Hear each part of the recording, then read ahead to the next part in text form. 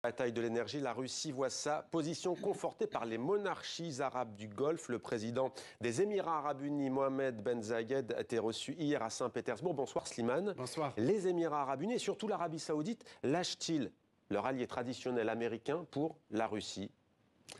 En fait, ils agissent comme les États-Unis, c'est-à-dire d'abord pour leurs intérêts ou ce qu'ils considèrent comme leurs intérêts supérieurs.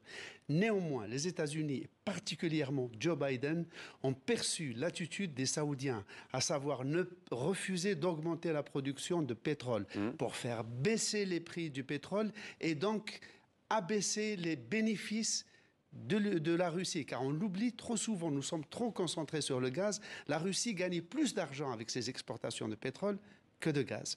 Donc, de ce côté-là, Joe Biden a pris ça comme un cinglant camouflé, d'autant plus qu'il s'était fait violence l'été dernier en se rendant en Arabie Saoudite et en allant au-devant de Mohamed Ben Salman, prince héritier et Premier ministre depuis peu, pour passer l'éponge sur l'assassinat du journaliste Jamal Khashoggi, car il s'était promis, une fois élu, s'était promis d'en faire un homme paria et de l'Arabie Saoudite un État paria. Donc après s'être fait cette violence, la récompense, entre guillemets, c'est cette défection de l'allié saoudien, non pas en faveur de la Russie, mais pour ce qu'il considère comme étant ses intérêts.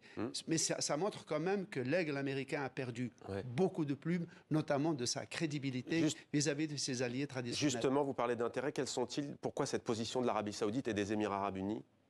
Alors, il y a un élément, disons, diplomatique. D'un côté, vous savez que la Russie, Vladimir Poutine, joue sans vergogne la carte de la chrétienté orthodoxe de l'Église du patriarcat.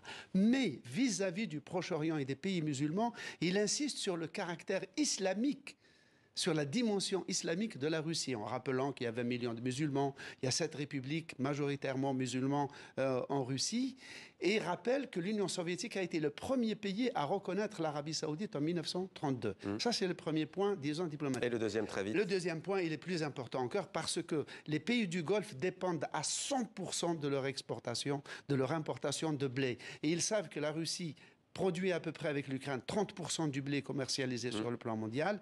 Et donc, ils se battent, si vous me permettez l'expression, pour leur beefsteak. Ils pensent que le pain passe avant le bain chaud. Merci.